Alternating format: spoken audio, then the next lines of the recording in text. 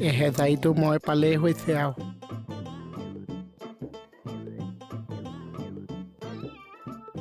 biscuit এয়া দেখোন